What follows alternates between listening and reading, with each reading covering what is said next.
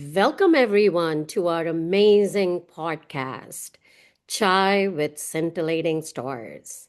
I am Chitra Saxena, President of IASNM, joined by Dr. Amol Thakurkar, our mentor and our immediate past president, and Deepak Kabli, who is our secretary and a true backbone of this podcast. Welcome once again to Chai with Scintillating Stars. Today, we are honored to feature our scintillating star, Mr. Pramod Yadav, past president of Jubilant Pharma and a distinguished global business leader with nearly 4 decades of experience across chemicals, life sciences, and pharmaceuticals. From a middle class upbringing in India, his journey is an example of resilience, innovation, and future vision. He went on to lead Jubilant global operations, managing close to 800 million in revenue, overseeing thousands of employees worldwide, and playing a pivotal role during the challenging COVID 19 period. Today, Mr. Yadav runs his own consultancy focusing on meaningful growth, leadership excellence, and family well being. We are truly delighted to have him with us to share his remarkable journey. Very warm welcome to you, Mr. Yadav, for being on our podcast today. Thank you, Chitra. Thank you very much, and thank you for having me today. Thank you. We will be asking you a few questions just so that you can showcase your amazing journey for others that can help so many people around the world. From a modest background to becoming a global CEO, which is a huge undertaking, what mindset helped you succeed? Can you please briefly talk about your fascinating journey? Okay. So let me first talk about the journey and then we can come down to the mindset. Uh, as you mentioned, I grew up in a very normal middle class family. My father has been into the teaching background, and we had three brothers and a sister, and income sources were limited. So I grew up into the government schools in India. Did my education till 12th in Hindi medium. And when I got into college, then I switched to English medium. So that's how I grew up. In those days, there was not so much of the social media, there was not so much of the internet, information sources were not so much available. I was put into the science as the subjects, and there were only two careers in the science. Either you become doctor or you become engineer. I took the option of mathematics, so engineering was the only line open for me. In engineering college during those days, admissions used to be on the basis of percentage you score in your 12th exam, and I didn't do so well. So didn't get admission into any good engineering college. So I had no other option than to continue pursuing the graduation. So that was the first setback for me in my life, that I missed getting into engineering when my friends have got into. But then I continued. I kept on looking at all the other possible options, started preparing for Indian administrative services, state administrative services, bank probationary officers, competitive exams. And also simultaneously trying if after graduation I can get into some engineering. And I found this university's, Bombay University's Department of Chemical Technology. They had the option to take into engineering after graduation. So I applied there, and by the grace of God, I got selected there, and I rushed there, did my graduation there in engineering from there. Through campus placement, I got into the Garware Paints, who had selected me into R&D, and I started my journey from there. Kept on working, did my part-time management from Jamnalal Bajaj in the process, worked into polymer industry, joined Jubilant in 1995, grew up the ranks, managed their various businesses as profit center head, became president, then co-CEO. Sometime in 2017, Jubilant board asked me whether I can take charge of Jubilant Pharma into US. So with family and baggage, I came to US, took charge of their pharma business in US, which was a conglomerate of many businesses like API, generics, sterile injectables, allergy immunotherapy, radiopharma. I managed all these businesses as CEO, multiple units, as you said, multiple sites. But the journey had been interesting and had been good. So whatever I did, I am quite satisfied with that and quite happy with that. June last year, I took the decision to take the retirement from active corporate life and lead my own life at my own pace. So that's where I am currently. I'm doing consulting at my own pace, devoting time to myself and to the family. You asked what was the mindset during this entire process.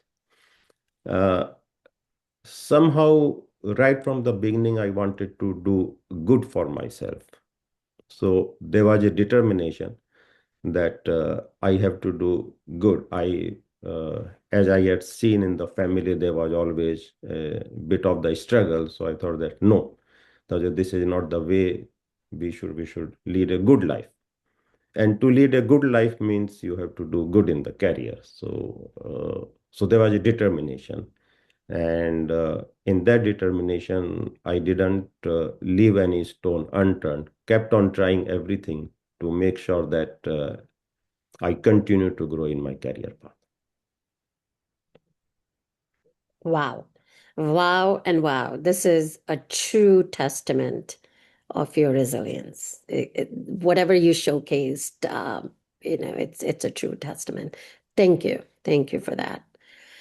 So after facing, you just mentioned about setbacks. After facing early setbacks, how did you stay so resilient? And like, what would you suggest for our upcoming generation when their plan fails? So, see, the plans will always fail. There's no way that you can have a plan and you can always achieve it. If life was so simple, then everyone would have done everything. But I believe it's always good to be ambitious. If you are not ambitious, you will not make the plan. So one has to be a little bit ambitious, and ambitious in a manner which is achievable, and always look for opportunities, because one plan you will work upon will not happen. You need to have the backup plans. Uh, and there are plenty of opportunities. Now the world has completely changed. As I started that during our days, only engineering or the doctor was the option, but now the opportunities are limitless. If you know your capability, if you know what you like, if you, because whatever you do, you should like it. So if you don't like it, there's no way you can really do good into that. So what you like, if around that, if you make a plan, you look at the opportunities, nothing is going to stop you. Very well said. And thank you for that. You moved from R&D to business leadership role. How important is networking? How did that play a role? And networking comes with long hours. I moved from R&D to the business because in those days, during that time, whatever way the research was happening into the company which I joined them, I found that probably here I can't make a good career. And R&D was something which I was not enjoying. I have been the person who would like to meet uh, the many, interact, find out the options, explore the opportunities. So I thought that if this is not the place where I can enjoy myself, where I can do, and I found that probably sales and marketing could be the option. So I shifted into sales and marketing. And then I did my management, and that's the role which I started enjoying. Uh, Now, you have to be good in the networking. And you can be, it's not that you have to go and make the friends by purpose. But if you are honest to your profession and if you are honest to the people you are interacting, they will automatically start appreciating you and they will automatically start making sure that you are into their network. And once you are, once you have developed that kind of the rapport, then instead of one individual, two individuals are working towards the achieving better. And then you assume that you keep on growing the network like this, so the your entire social circle is working towards achieving better into the life. It helps. Like if I give you one basic example, if one salesperson approaches you, sorry, if two salesperson approaches you with the same product, with the same quality, with the same price, with the same USP, their selling proposition, from whom you will buy? You will buy from the one to whom you know. Mhm. It's as simple as that. So more and more network you have in and around your area of operation, uh, that will always help. But you don't have to build it forcefully. You have to work in a manner that it gets built up on its own. Mhm. Mhm. Yep. Awesome. Very well said. It's just like, well, I can give you an example. Organically, we built our network, and you tremendously help our society at in Chicago, from McCormick Place, as you may remember. Yeah, yeah, Uh, of course. so we thank you for that, and that is another example of true, honest network. Uh, It was my pleasure. I could do little that during that time. Yeah. yeah, it was a lot. So now I'm going to turn this over to our amazing past president. Take it. Thanks, Chitra. Pramod, yeah, I second a lot of what you said. Building, it's not just the network, but honesty is a key, and having a trust factor helps a lot. And your leadership clearly showed. As they say in Hindi, boon boon se sagar banta hai. So every small drop counts, but all the drops should be flowing in the same direction for the river to become a sea. So that was very apt, what you said, and just shows your vision and your simple core of honesty. And as you grew up in your own path, you became CEO of Jubilant, which is a big deal. How would you describe your leadership style at Jubilant? Because you changed a lot and you achieved a lot at Jubilant. You turned around a lot of things. So, what was your leadership style that helped you achieve this? And what core values guided you in your path as the leader of the Jubilant Pharma? So for the leadership style, like there are always many management jargons, and the people use Yeah. them. They do the prioritization, and this is what one should do. This is what one should not do. But for me, it's very simple. Uh, what for company appoints you as a CEO? They appoint you because the company needs to grow, needs to give better return to their shareholders. They need to make a better atmosphere and the enjoyment and the fun for the employees who are working over there. And in the process, also generate the higher taxation and the revenues for the society and for the country. So the growth becomes the central point over here, and uh, you, to have that growth, you also need to have customers and the market available to you. So what a CEO needs to do, he needs to chart out a vision for the company, for the business, that where we can grow, how we can grow, need to make a strategy which is actionable. So for that strategy to achieve the vision, there also has to be a action plan in place. And action plan needs to be placed in a manner which can be executed. So the CEO should be definitely good in execution. Now, to execute, CEO alone cannot do anything. He can only guide, he can only plan, but he needs to have a team in place. To have a good team in place, CEO needs to have empathy to the people. CEO needs to have respect to the individuals who are working along with him. Uh, uh, so, and need to select the right people. Now, it's not that CEO can always be very friendly and pally to everyone, because CEO is also accountable. So CEO should take the accountability and accountability for success and failure. And same culture they need to make sure that goes down the line as well.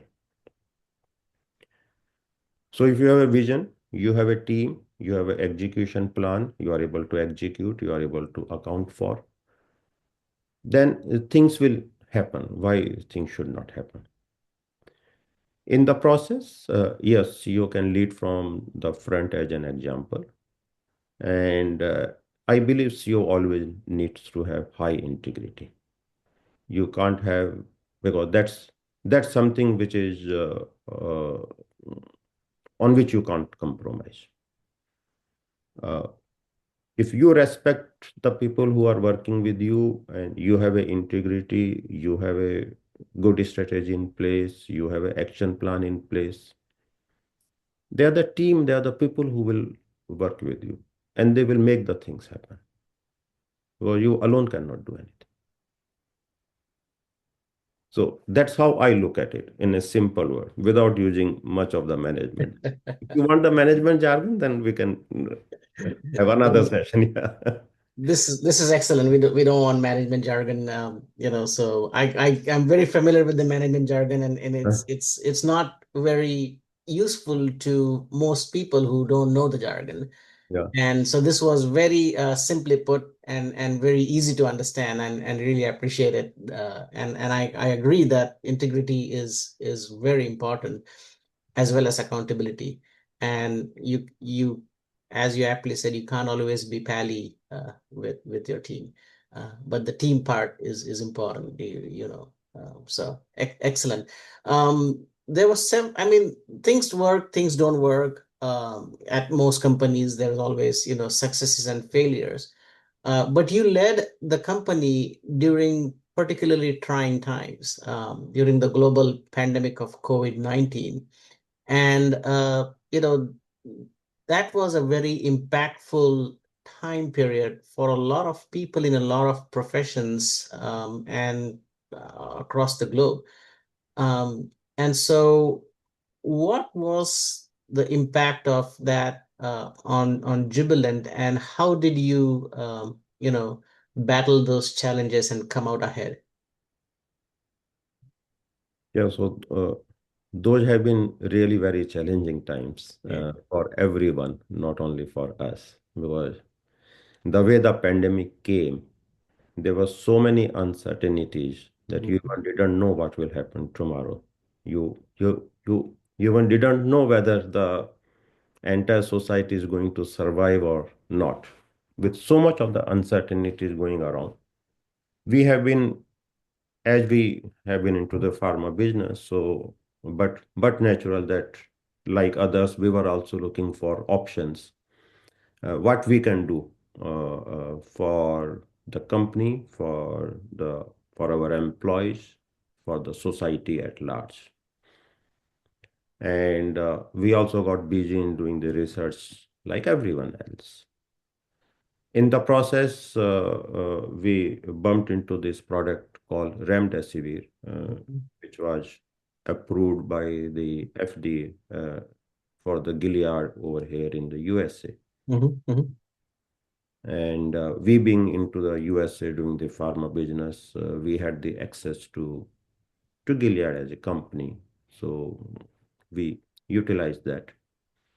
And we spoke to them if we can take this product to India for the society over there. It's good that the Gilead earlier had a similar business models for their other products for the African markets and some other markets. So they were open for the discussions, and then the discussions progressed, and we ended up taking a voluntary license from Gilead for about more than 120 countries, which were, as per the WHO standards, the underdeveloped or developing countries. But then the challenge was how to take this product into India, get it manufactured at a low cost, and get it approved within the India FDA system, and put the product in the market in a short time. The mostly, like, if you take the product like this and you want to take approval into India, the entire cycle time of technology transfer. First of all, you have to sign the agreement, so negotiating the agreement, doing technology transfer, taking the validation batches, making a filing, and then approval. The process takes nothing less than 1.5 years. But during those pandemic time, we really didn't have the luxury of the time. So we moved with the lightning speed. While we were concluding the contract negotiations, we started working in parallel how we will manufacture the product, where we will manufacture, what all regulatory filings we need to be ready with. So we started doing things in parallel. So we made teams. So the entire activity till the approval, we had broken down into various activities. For every activity, we made a team, told to the team, this is what you have to do. And you have all the freedom to take the decision. But instead of this normal time frame, you have to do it this much time. That's the only target or the demand we have from you. And with that, so as I earlier said, that if you have a good team with you, and you have empathy and you respect the team, the people will work with you. And once you explain them clearly what we are doing, and give them the authority to take the decisions, team worked on their own. So we used to have, yes, of course, everyone in the company, all those people who were working on this project worked almost 20 hours in a day, but they made the things happen. So the day we started contract negotiation, I think we launched the product in less than 3 months. Awesome. And we were the first one to put the product in the market. So the remdesivir was given when the patient has progressed, and the other normal treatment, which was being given by antibiotics, etc., was not working. And there was so much of the demand. Of course, after us, many other companies also launched. But there was a situation where everyone was giving call to us, and then at some point of time, even the local state police, etc., took control of our warehouses because the local police didn't want the product to go to other states, and all those things were happening in India. But we managed that, and I feel that we had done a bit for the society because we could have saved many lives during that time. Indeed, it was challenging times, and you delivered. The 3 months is just unheard of in the industry. So that's hats off to you. But I'm going to go a little bit off script. During COVID times, we also realized the value of other things than work in life. People made some life-changing decisions. They started, spending more time on what they really care, and a little more work-life balance perspective came in people's mind, and that trend has kind of continued. I'm just curious, other than work, R&D, leadership, business, corporate, radiopharmaceutical, what are your hobbies that are not work related? What gives you pleasure other than work in life? So, so other than the work, I'll say that I'm a family man. I enjoy spending time with the family. Uh, when we are at home, we always listen to the Bollywood music. I watch a lot of Bollywood movies on the Netflix, on the Prime, here in the picture halls in the US. Uh, and we always remain active within our friends. So I have my own social circle. So that's what I enjoy. Not that any specific there's a hobby, like many have hobby of the reading. Mhm. Unfortunately, I don't have that hobby because moment I start reading, I start feeling sleepy. So, so I am the one who always wants to remain active. So traveling, meeting friends, going to the different places, spending time with colleagues, with the family. That's what I like. And I take out time for all this. No wonder why you always join our ISNM meetings, right? Parties. It's all about Bollywood. So socializing, I think that's your key driver, and that probably helped you in your profession as well, because people who socialize network more easily as well. So it's a win-win. But what's your favorite Bollywood movie? Very recently, I could spend 3.5 hours to watch Dhurandhar. Oh, you did watch it, and Yeah, but it's really the very rage nice right now. movie. Really very nice movie. Whatever may be the debate behind it, but the Okay. acting and the plot is super. Yeah. Yeah, I need to watch it. I've heard a lot about it. Excellent. I'll take up your recommendation. One last question as we wrap up. You've had, lot of successes. You have maybe some, setbacks or failures, what do you call it, early on in life, later on when you were the CEO and all that. And if you had to retake your journey, what would you do different and what you would not do different? So basically, what worked and what did not work. Any regrets that I had, if I'd done it this way or done this rather than that. So in short, we want an advice for our young and mid-career professionals to learn from you, and help them make right decisions as they navigate their professional pathway. Oh, this is quite open one. Yes. So I think I'll say few things definitely worked for me. Like I had the determination to do well, so it worked. Uh, I always had my plan what I need to do in the next year, in the next 5 years, in the next 10 years. So if you have your some ambition for your short term and little medium term, it always helps because then you start working on that and you build up your capabilities around it. Uh, and if you are sincerely working on it in a manner that you have made out a plan which is achievable and you have capabilities, then you are able to achieve that also.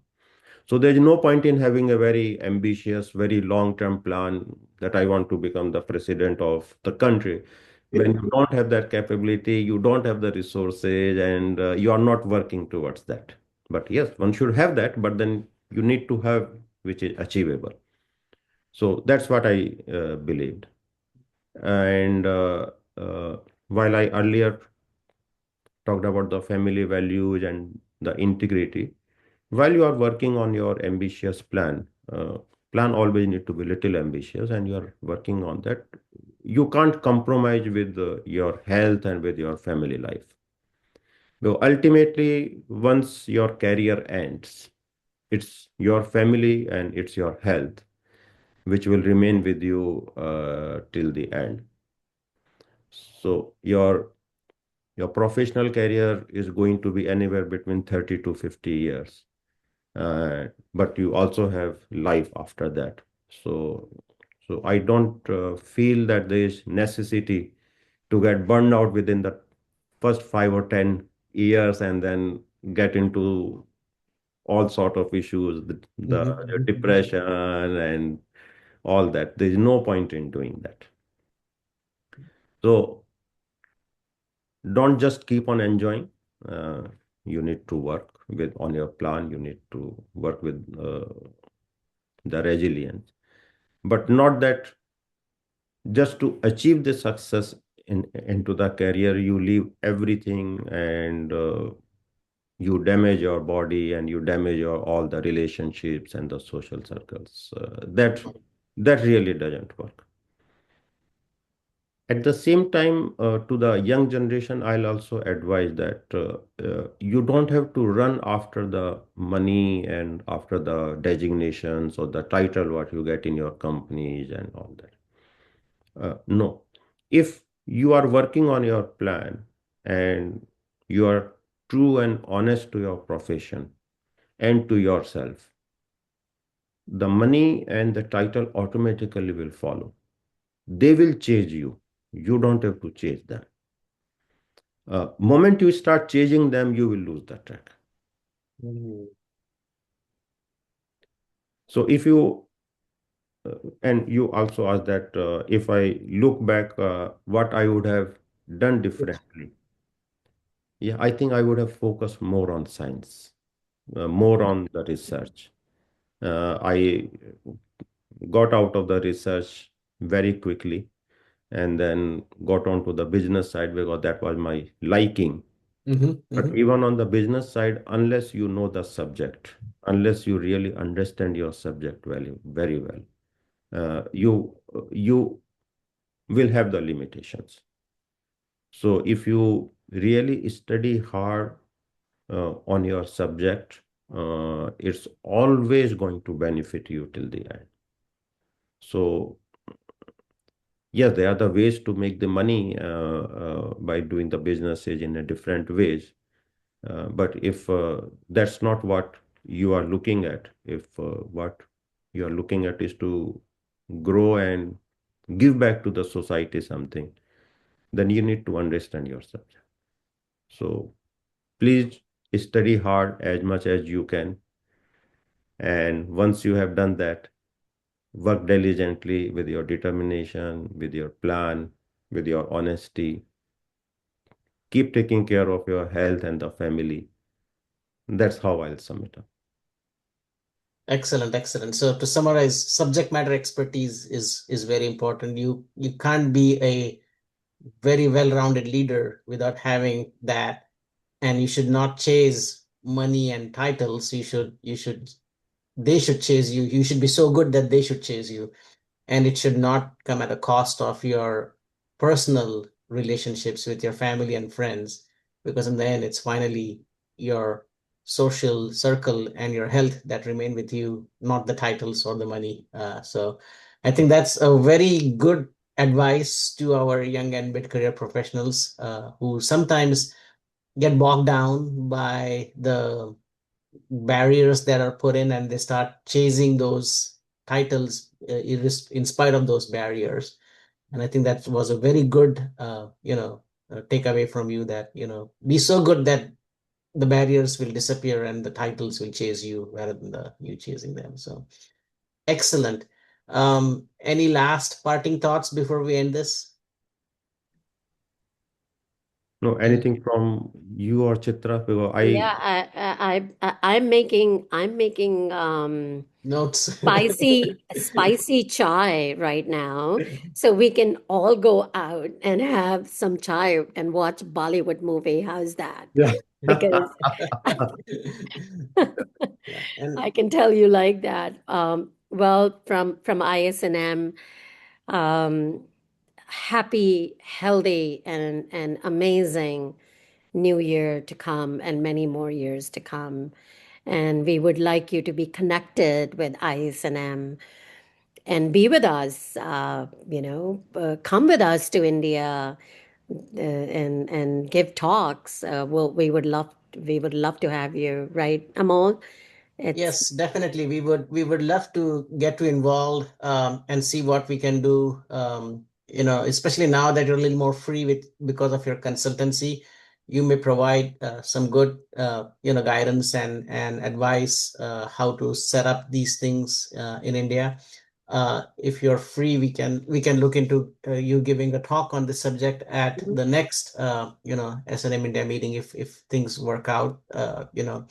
And next time you're in Atlanta, let me know and we can connect for a chai or a coffee together. Yeah, definitely, sure. It will be my real pleasure to get connected between the Atlanta and with Chitra in the New York, and with IASNM in total as such. And wish you all very nice holidays. Wish you all a happy New Year in advance. Thank you. Thank you so much.